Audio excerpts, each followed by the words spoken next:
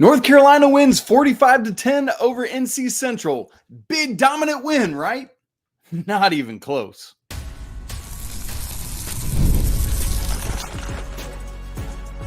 You are Locked On Tar Heels, your daily podcast on the UNC Tar Heels. Part of the Locked On Podcast Network, your team every day. Hey there, what's up, folks? It's Saturday night, September 14th, 2024. Welcome into this live postcast edition of the Locked On Tar Heels podcast, the only daily North Carolina show out there. I'm your host, Isaac Shaden. You're joining me at the place to get your Carolina content every single day. It's part of the Locked On Podcast Network. Big shout out to all the everydayers joining us, all the members of the Locked On Tar Heels Discord community, and all our brand new Locked On Tar Heels insiders. Welcome in. Glad you all are here. So here's what we do in these live postcasts. Thank you so much for joining us on a Saturday evening. Carolina wins 45-10. I was so close on my prediction on yesterday's show. I called it 50-10. If you don't believe me, you can go look at my Twitter because I posted the clip of it. Anyway, we're going to unpack this whole thing. It was the Omarion Hampton show. The defense did work after that first drive of Central's. But the big story for me is that Carolina has a quarterback dilemma. We got to get into this thing. Looking at the comments already, you all agree with me, and we're going to have a big conversation about that. Later on in the show, we're going to, after breaking everything down from my viewpoint of it, I'm going to get to all your questions and observations in the comments. So make sure you're going ahead and dropping all those in. As we get started, I'm actually going to go ahead and put up the box score. If you are listening back to this later on the audio version, what's up? Welcome to you. You can pull this up and see it elsewhere. But if you're watching on YouTube in real time, you can see it on screen for you. Okay, we have to start with the quarterback situation. Obviously, it's so good that Max Johnson is back and was able to be back in Chapel Hill, get there this week. But obviously, we know that it's down now to Conner Harrell and Jacolby Criswell. Conner Harrell comes in, starts as expected, plays the first two series of this game. The issue was that he was largely ineffective, but also I think it was the third down right before the punt of the second series where it looked like he got wrapped up weird. And we're going live here even before I've seen the press conference after the game. So I'm sure Coach Mac Brown is talking about that at least a little bit. Sometimes he doesn't very much. And so he might even save that for Monday's press conference. So for right now, we don't know the extent of what sort of banged up Conner was. Obviously, he came back in later in the game. But the third series of this game, here comes Jacolby Criswell. To that point, Carolina had not done much. In fact, I could even pull up the drives really quick. First drive for Carolina, 5 plays, 16 total yards, not much there. Second possession was a 3 and out, nothing much doing. But then Jacolby Criswell comes in for the rest of the half, touchdown, field goal. That's the final 3 drives of the half. And I got to tell you, from my vantage point, Conner, to this point in the season, has not ever looked really settled in. Last week against Charlotte, the game started off with a 3 and out, and then he kind of settled in a little bit, but he never just feels like he is owning it in the way you would want your quarterback and your dude to just be like, I got you, boys, let's go. And then same thing in those first couple series today. It just never really looked like he was taking siege of things. And then in comes Jacolby Criswell, and he is poised, he is calm, he is confident in the pocket, steps up and delivers a ball. He's got a strong arms, got everything you need there, and leads the team on 3 straight scoring drives, 2 touchdowns and a field goal. And is he perfect? By no means. Jacolby doesn't have the touch that you would want, like similar to Drake. Drake has every throw in the book and the strong arm, but can drop that touch in when he needs to. I haven't necessarily always seen that from Jacolby Criswell yet. A couple of overthrows in this game, for example, things of that nature. So for me, then, we get coming back. Let me get back to my drive chart notes here. Third quarter, Carolina starts And Harrell comes back in the second series of the third quarter. So Criswell started the third quarter, then comes Harrell back in for drive 7. Then literally the next drive, Criswell comes back in for 8. Criswell does 9 and 10. And then Harrell comes back in for the 12th drive, the one that the French TD. So these guys were back and forth all night long. And I got to be honest, putting Harrell back in at the very, very end kind of felt like a pity thing, like getting the walk-ons in at the end of a basketball game. I would imagine that Mac Brown is going to ride the fence a little bit on this, talk about, continuing to roll out too. But from what I saw on Saturday evening, I'm rocking with Jacolby Criswell. He is the better thrower. I mean, you've got all of these weapons at the receiver positions. And yes, I know Conner has the legs, but if you can utilize your air game to offset Omarion Hampton and what he can do, I think that puts you in a better position to succeed offensively. And to me, we saw enough of that with Jacolby Criswell that if he's now getting up to speed, he's my guy, and that's who I would utilize. I'm really curious once I start looking at your comments if you're agreeing with me on that or not. I would imagine that maybe you all are divided as well. But for me, right now, I feel like unless something crazy happens at practice this week, I feel like you got to rock with Criswell against James Madison the next week. Why not? It's your last opportunity before ACC play. It's ACC play. What's up, Florida State? You're 0-3. But 2 weeks from now, you start ACC play. And I think you got to give Jacolby Criswell his fair shot after what we saw tonight. All right. The next massive storyline of this game was the absurdity of the penalties. There was so much yellow laundry on the field for this thing. By the time it was all said and done, Carolina was penalized 16 times for 102 yards. And that's not even counting there was the kickoff out of bounds from Boyd in the first half. That doesn't go into this tally. So really 17 times the flags were thrown on Carolina. And 10 of those were first half, 11 if you count the flag on Boyd. But then Central themselves weren't very clean. 11 penalties for 89 yards. All told, that's 27 penalties for 191 yards. This was a sloppy, not great game. Now, I'd never want to be a ref accuser, whatever. But there were some of those, y'all, that were absolutely asinine. There was the one, Des Evans had that offside to start the game, which is kind of funny. And then he had another one, I think it was a roughing the passer later. But the one roughing the passer, he had already launched himself at the quarterback. The quarterback had not released the ball yet. And there's I get it. If you're coming and you've got time to roll off or peel away, you got to do it. I understand that. But that one call, he had no time. There was no way he could control his body enough in that moment to shift what he was doing and get away from the quarter. It would have been physically impossible unless he just balled up, but then he's like a bullet running. That was a terrible call, and clearly Mac Brown agreed with us. Then there was the whole series where Carolina ended up keeping Central to that field goal right before halftime, and that was really impressive, by the way, because they had to defend a goal-to-go situation 7 plays in a row there.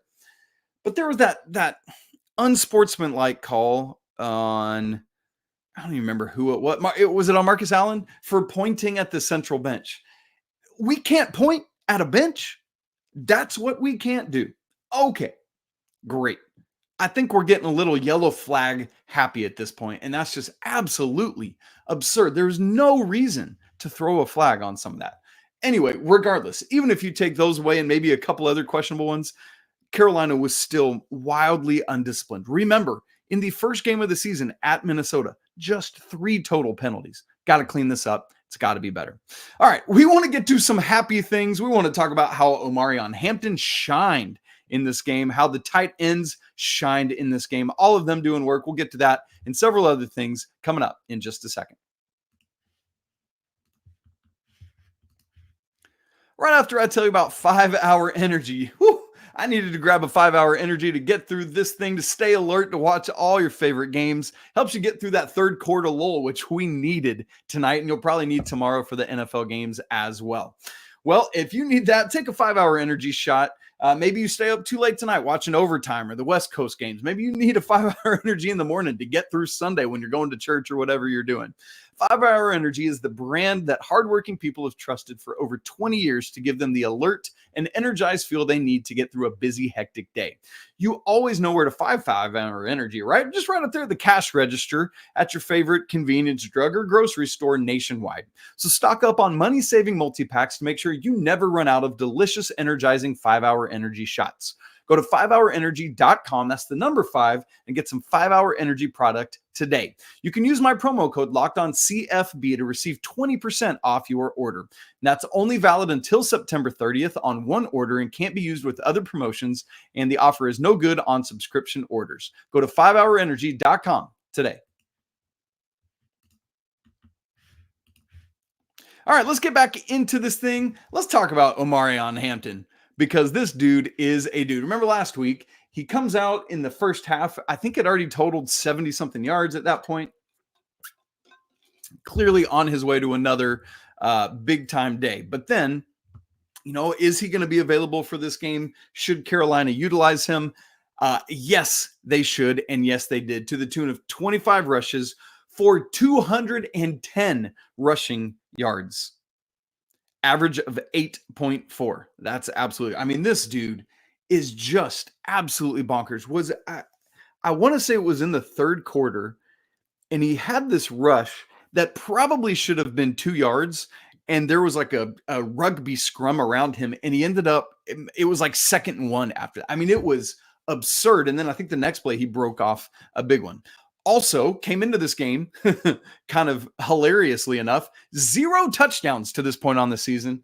My man finds the end zone 3 times in this game. So 25 attempts, 210 rushing yards, 3 touchdowns, along of 53. I think that was the rush right after that one where he carried everybody. Actually, now that I say that, average of 18.4, caught 1 pass through the air, just 6 yards on that one, had 2 other targets. And it really felt like it took Carolina a while to really get leaning and relying on Omarion. I wonder if it was a game flow situation where they were like, let's see if we can get these quarterbacks passing a little bit to make that get up and go. And it just wasn't able to happen, but that's okay. So Omarion did his work. The other thing is, we talked about how much I appreciated what Jacolby did. By the way, 14 of 23, 161 yards, a touchdown, no interceptions, and had 3 carries for 16 yards. Had that almost punched it in on what ended up being Omarion's 3rd touchdown of the game, but didn't quite get there. But what I really appreciated about Jacolby is, yes, he was missing. We talked about not having the touch on those deep balls, but he was really, really able to find Copenhaver and Nesbitt a lot in this game. In fact, they were the 2 leading receivers. Copenhaver, 6 completions for 60 yards, 1 touchdown, along of 23. Bryson Nesbitt, 3 completions for 42 yards and no touchdowns there. And Nesbitt, oh man, he almost had a highlight catch in this game, full extent. I think he was coming in on a slant. I can't remember the situation. It was down in the red zone, I'm almost positive. And man, it was so close, but he just couldn't haul it in because he was so outstretched, basically parallel to the ground. But I was so glad. Like, I remember game 1 of this year where the combination of Max Johnson and Conner Harrell just couldn't find the tight ends. And Carolina's tight ends in like kind of complementary style to Omarion Hampton are Carolina's best offense, second best offensive weapons. And so utilizing them a lot, utilizing them in mid game, and then at that point, then maybe you can find deeper balls to JJ Jones or Christian Hamilton or something. And so we need to see more of that. So I love getting them involved. Combined, those 2 tight ends, 9 receptions for 102 yards and a touchdown. Also, Copenhaver's touchdown, that little shimmy he got to shake the, I was like, Copenhaver, I didn't know you had that in your bag, my guy. That was impressive. Way to go there, John Copenhaver. Good stuff. Let's go back to the ground game, because it wasn't just Omarion. what I loved, unfortunately, Darwin Barlow unavailable again for this game. And I don't believe Caleb Hood got in. I don't know that I don't think he was unavailable unless I just missed it. But he didn't get any carries, and I don't remember seeing him on the field. But it wasn't just Omarion Hampton. Davion Goss came in a couple times, Bullet Goss, and he didn't get as much run as he did last week just because Omarion was in, but had 7 carries for 39 yards and a touchdown. That drive, I think it was Carolina's next to last touchdown and next to last drive. The Tar Heels really leaned on him, and that was one of the things I was curious to see in this game. How would he follow up that breakout performance last week? Would it be a freshman up and down kind of thing, or would he just go out and do what he needed to do? I thought he looked in more limited action. I thought he looked just as good as he was last week. I know it was late in the game and Central's gashed at that point. They're done. But still, he ran well, he ran hard and decisively, and that's what I want to see. And then that last drive, you get Charleston French coming in as he did last week. For Carolina's final drive, he had that massive run called back for one of the gajillion penalties, but then had another massive run that went for 45 yards. So 3 carries, 58 yards, and a touchdown for Charleston French. And so this is very encouraging to see that Carolina this year is going to play mostly a ball control game, and they are going to be able to deliver blow after blow after blow, whether it's Omarion Hampton or Davion Goss. I don't know if French will work his way into more carries and more of a rotation, but he's there if you need him. And we haven't even really gotten to see Barlow yet. And so it's nice that he's got time to get healthy, and you got Caleb Hood in the mix. Just feel really good about the running back room right now, and that is an encouraging sign. Let's talk about the weirdness of this game. I mentioned off the top, I said, hey, 45-10, a dominant win for Carolina, right? It really wasn't. A lot of times we say the opposite of this. Like you'll see a game that was maybe, I don't know, you win by 15 points, and it's like, look, the game, it says 15 points, but it wasn't even that close. It wasn't remotely that close. This was the complete opposite. 45-10, but it was not 45-10 dominant. It just wasn't, because through 3 quarters of this game, Carolina led just 17-10. 0 points scored by either team in the third quarter. It was complete offensive futility all the way around. Thankfully, more futility on Central's part than Carolina's. But then, man,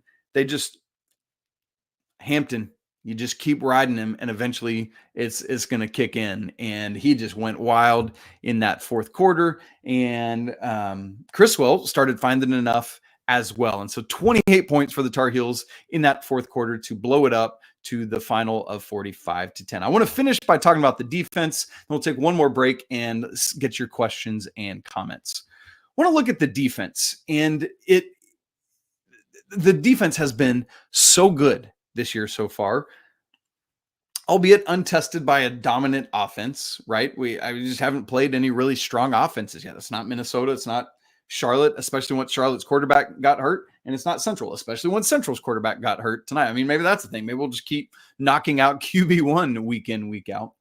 But Carolina allowed 75 yards on that first series. And I was like, is this that game? This is that game where you've shown so well, and then all of a sudden you just don't. And to be honest, and I talked about it with the futility and the 17-10. So much of that was penalty driven, right? That was the reason for so much of that. If Carolina had played more disciplined, this would never have been a game. But what was encouraging to me is that after the defense allowed those 75 yards in the first drive of the game, the entire rest of the game, they allowed a grand total of 92 yards the entire rest of the game. In the second half, let's see if I can pull in the second half. You ready for this? 48 total yards of offense for Central. And outside that first drive, they had 75 yards, 92 the rest of the game.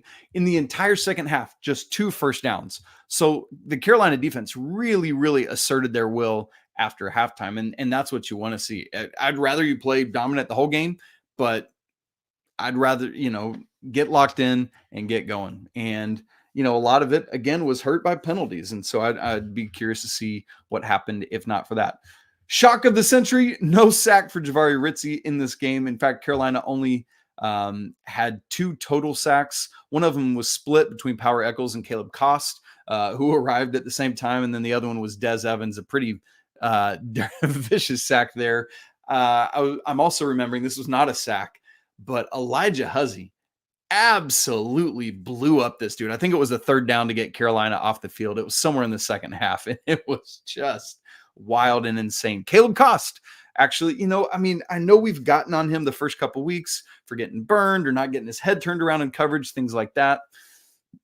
And he got left behind coming I forget when it was in this game, but he got burned on somebody on a slant coming across the middle.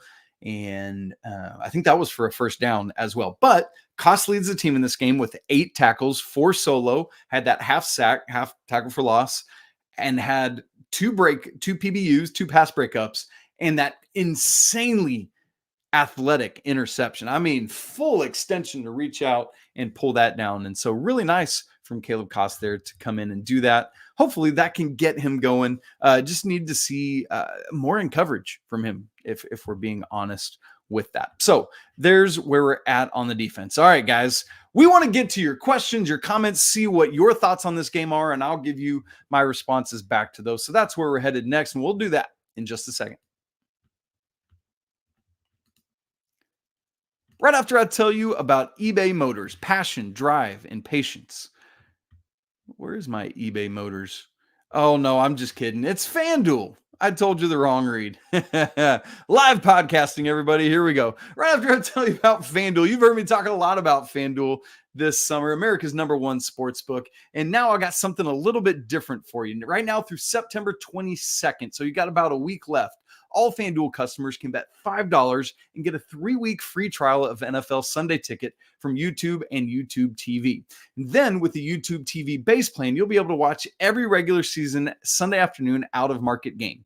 All you need is a Google account and a current form of payment, and you can cancel anytime.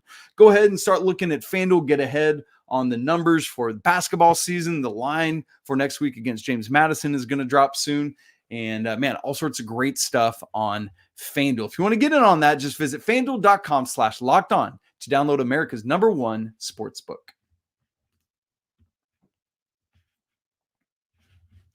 All right, gang, we're going to get now to your comments. So let me pull those up and we're going to hit right on those. All right, all the way back to the top. Man, we're immediately getting a quarterback conversation.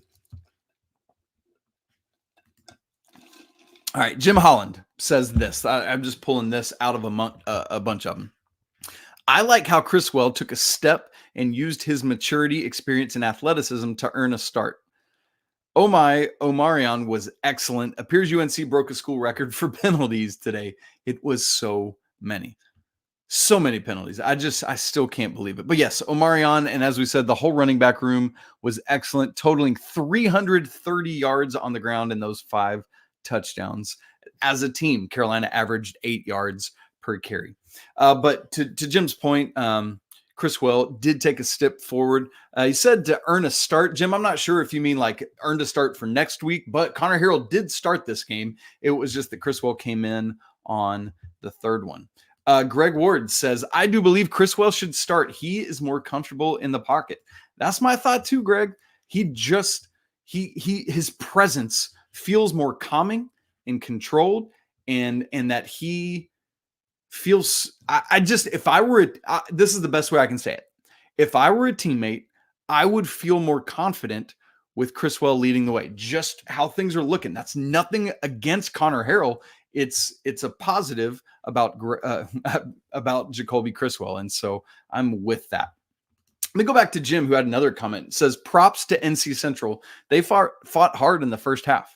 They did, man. Central came out ready, punched Carolina in the mouth on that first drive, and the Tar Heels couldn't stop them. And it was a sustained drive. That drive went 7 minutes and 28 seconds, 2 seconds shy of taking up half the first quarter on their first drive. And so, man, that's just what it is. And then that kind of set the tone for an ugly first half for the Tar Heels that thankfully they got figured out later. Jim also asks this question: with Conner not playing well, what criteria will the coaching staff use to look at both he and Criswell against James Madison? Thoughts on who gets the start? I've said, obviously earlier in the show, I've said that I would give Jacolby Criswell the start. I would imagine that Coach Brown won't do that. Sitting here in the immediate aftermath of the game, I think Coach Brown, unless Conner Harrell's hurt, which I don't think he is because he came back in, I think Coach Brown will stick with it. But I think that we're going to see more of what we did tonight. I hope we don't. I hope they start Jacolby Criswell and roll with it. But I don't think they will. In terms of what criteria they're going to look at, I think they're going to look back at this game film. I think that's a big part of the criteria. The problem is now you don't have a full game's worth of film on any one quarterback. Week 1 against Minnesota, mostly Max Johnson and a little bit of Conner Harrell, but he's mostly running the playbook they had in place for Max Johnson because I don't think they were planning to play Conner that night. Last week, you get a pretty full game's worth on Conner, but obviously you get some of Jacolby late. And in this one, it was so back and forth like a ping pong game or a tennis match that, honestly, thankfully you got most of the Charlotte game was Conner. Most of this game was Jacolby, but he didn't have the start. And I think there's just something different about starting a game and getting into a rhythm that way. And so I think they will use that tape, Jim. And then I think they will also really evaluate things this week and have a lot of conversations. Again, I think that Criswell's presence and poise needs to win the day. Because as Greg comes back and says here, now does Matt keep playing 2 QBs or stick with Criswell next game and see if he can drive the bus? Looked pretty confident out there tonight and has a big arm. All that to say, I'm with you guys. Looking ahead a little bit, this is actually another one from Jim, who says, a way too early question, but with James Madison coming off a bye week and 2-0, which they are, I've said all along, not all mid-major games are made equally, right? James Madison will be leaps and bounds better than either Charlotte or NC Central was. And so I'm telling y'all, this is not some walkover game. This is this year's version of App State. So be ready. They're going to come to Keenan ready to go. What's your opinion of next week's game? So, Jim, to answer that, I love this kind of stair-step approach into ACC play because, you go to Duke the next week, 2 weeks from today, and hosting James Madison really gives you a chance to say, I really hope the coaching staff has the team's attention this week, because if they come out and sleepwalk through this game, they will be 3-1 instead of the 4-0 that they should be. So my opinion, just at the big general level for now, and then we'll get into it more obviously throughout this week, is that this is a real game that Carolina has to be ready for, that the defense has to continue to get dialed up, that Carolina must be more disciplined than they were tonight, and that the offense needs to keep rolling. All right. Louvy's Fat Life says, will our center and left guard be ready for next week? Yeah, so here we are with quite a few injuries going. Thankfully, Omarion Hampton was able to go tonight and looked like himself. Thankfully, Bryson Nesbitt was able to go and look like himself. Unfortunately, the big injury news that we got right before this game was Noah Burnett was in street clothes, wrapped up. Thankfully, Boyd got his first attempt at a field goal, knocked it through clean. That gave Carolina 17 points there. But man, you need Noah Burnett back. It's just, it's different, and you just trust him more. So there's that. But then also we've already talked about running backs. We've got some banged up situations there with Barlow. And then we get to the offensive line, as Louvy's Fat Life asks here. And so, yeah, you had Blasky ruled out before the game even started tonight. And so you had Zach Greenberg starting in his place. Greenberg was the one that came in for him last week, a D3 guy that's playing at Carolina now. And then Aiden Banfield, the true freshman starting at left guard, who was hurt last week, went out, but then came back in the second half. Didn't play in this game. Malik McGowan started for him at left guard. And so that's where it is. Louvy's, from what I heard throughout the week this week, I thought actually that Banfield was going to be ready to go today, and that Blaski seemed a little less certain. So the fact that neither of them went, I don't know if I'd say it's concerning, but I don't know if they'll be ready for next week. And there's also like next week's game, going back to Jim's question about what's my opinion of next week's game. This isn't a game where you say, well, if they're not hurt, you just, or if you know, you'll be fine. Just don't bother with it. Give them this isn't that kind of game. If you don't have your dudes out there, you don't win this game. And so I'm hoping that they will be ready for next game. Again, it seems like Banfield was further along than was Blaski, but we will have to keep our eyes on that throughout this week. Luvies, thank you so much for that question. Todd Pegram, I love it. Just give Hampton the Heisman already. This is a game that puts him on that road on the national attention if he wasn't already. I know it's against NC Central, whatever, fine.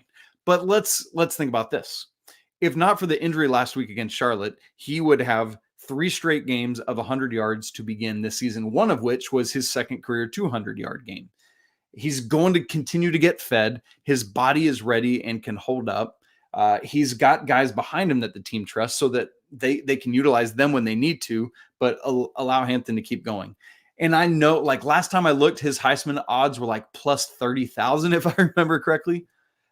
If he keeps doing stuff like this, and no reason to think that he won't, because Carolina is going to keep relying on him. And so it's got to come in. Got to be, his Heisman odds have to start growing after something like this. Tony Dowd says, so if you missed the very beginning, I had predicted on yesterday's show 50-10 as the final score. It ends up being 45-10. Tony Dowd says, I said UNC 42, NC Central 3, so I didn't miss too bad either. No, Tony, you were right there with me just a little. Man, several people. Greg Ward says, I predicted 48-10. Luvy's Fat Life 48-10. And said, I didn't think that would happen at halftime. I know at halftime, I was like, hey, I was way off on where Carolina was at. But then the way the fourth quarter got going, it was really good. All right, let's see if there's any questions. A lot of this so far is just responses to what we've already talked about. Yeah, a lot more QB conversations as well. Ooh, Tony asked this question. I need to process this in real time here. Isaac, do you think Minnesota or James Madison has the best talent? I think Minnesota Minnesota has more talent. They are a more talented football team. But I think that James Madison might be a little bit of a better football team all told. So, and we know this, like for those of you that watch basketball, like think about a team like Kentucky or Duke who puts together a collection of talent. And here we're not comparing Minnesota even remotely to what Duke or Kentucky is in basketball, but it's that kind of thing where it's like the more talented team, but doesn't always win. But James Madison just feels like a cohesive unit. I need to watch more on them, obviously, throughout this week. But man, I'm really interested to see how that game transpires next week. I honestly, I'm a little bit nervous about it, especially the way this game played out through the first 3 quarters or so. So, man, that is going to be an absolute thing. So, yeah.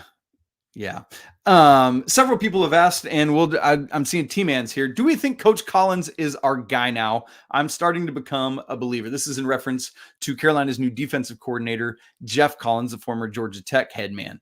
Yeah, I've always been in on it. And part of it though, T-Man, which is good to see you, T-Man. T-Man's one of our great Locked On Tar Heels Discord friends, because I grew up in Atlanta. For those of you who are unaware, Braves decimated the Dodgers tonight, by the way. Chef's kiss, and the Mets lost. Let's go. We're tied in the wild card. Anyway, so when I'm not watching Carolina, I watch Georgia Tech. That's just who I grew up also watching, just because of family and friends and stuff around. And so I was kind of all in on Coach Collins when he was at Georgia Tech. I was like, man, this is like a big change from the Paul Johnson era. But I like what his team does. I like how they fight hard. I like how they fly around on defense. And knowing then that he went and spent all last year just down in his man cave, just studying and learning and preparing for whatever opportunity he got. And then the energy he comes in with, hearing his players talk about how free they are now to just play and react and do what they should do as athletes. I feel like I've heard that refrain from them over and over and over again. I think he's pressing all the right buttons. We're going to have to wait and see what happens when we get to ACC play, because that's where things get different. But as I even looking at it, I'm like, there's not all these like wild offenses waiting on us. You know, I mean, no, we don't play Miami. I was going to say that's a different animal with Cam Ward. Boston College is going to be interesting with Castellanos, who, you know, they went and put up a great fight at Mizzou today and have looked good, obviously beating Florida State. But yeah, I'm all in on Coach Collins. I'm a believer as well. Jim Holland, and unless we get something, I think this is going to be our last one here tonight, and then we'll sign off, says, what's your opinion of the receiving core after today, and what areas do we need to work on? Well, as I said earlier in the show, I'm all in on the tight ends. Nesbitt, as long as he can stay healthy, which he hasn't really proven that he can do throughout his career. And Copenhaver, who was hurt at the end of last year. But man, these guys are really solid and reliable. You got Jake Johnson, Max's brother, behind them. So that part of the receiving core, I really believe in. There's not a Josh Downs or a Tez Walker. This team just doesn't have that. We have to recognize that. I feel like JJ Jones has not really lived up to my hopes for him yet this year. He's had a couple drops. So I'd like to see him be more consistent. Honestly, Jim, I'd like to see some of the young guys continue to get more work. Whether it's Christian Hamilton or, whatever it is, I want to continue to see them getting worked in. It seems like Kobe Paysour is still not fully healthy because we're not seeing much of him. Nate McCollum hasn't really done much, but here's the thing. We got to stop and ask ourselves this question. How different would it be if Sam Howell or Drake May was under center right now? I think we would be talking, I think I would be talking differently about the receiving core, because Drake May would elevate them all, because Sam Howell would elevate them all. With all due respect to the three guys that have played QB for Carolina so far this year, none of them have shown that ability yet this season. I think Criswell has a chance to do so if he's the guy and if he gets that opportunity. So that's where we're at as of right now. Jim says Ship looked good. Yeah, absolutely. T-Man says, do not think I would be more nervous about BC than FSU. Ha ha ha. Yeah, and we got to go to both of those schools later in the year, so we'll see what goes there. So anyway, there we go. That's it for today's show. We'll be right back with you on Monday. A little bit more on the game, but we want to talk about some other things, including the blue and white basketball scrimmage. No live action is the word. Caden Lewis has cut down his list to his Final Four. And so that means Carolina is in that Final Four along with, it's like straight up blue blood. Kentucky, Duke, and UConn are the other three on that list. So, man, it's going to be wild. A lot of fun as always. All right, guys, if you haven't subscribed to the show on YouTube, for those of you watching, just hit that little subscribe button there. Also hit the bell notification so that when I go live after games or after big news or once we get into basketball season, after every basketball game, baby, we're doing this. And so that'll make sure you get notified as soon as I go live. If you're not part of our Locked On Tar Heels Discord, we'd love to have you come join us there as well. It's a lot of fun. It's a great place to be. And then you can also join the brand new Locked On Tar Heels Insiders program, where you get to text directly with me one-on-one. You get access to all my stats and charts and data and all that kind of stuff, preference on mailbag questions, things of that nature. By the way, I forgot to say about the Discord. The link is in the show notes, and that is free to join. For the Insider program, you get to try it out for 2 weeks trial, and then it's just $5 a month after that. A great way to help support the show and what we're doing. All right, gang, it's always a great day to be a Tar Heel. It wasn't a pretty win yet again, but you know what? The Tar Heels are 3-0, moving on, halfway to bowl eligibility already. We'll talk again on Monday's show, but until then, peace.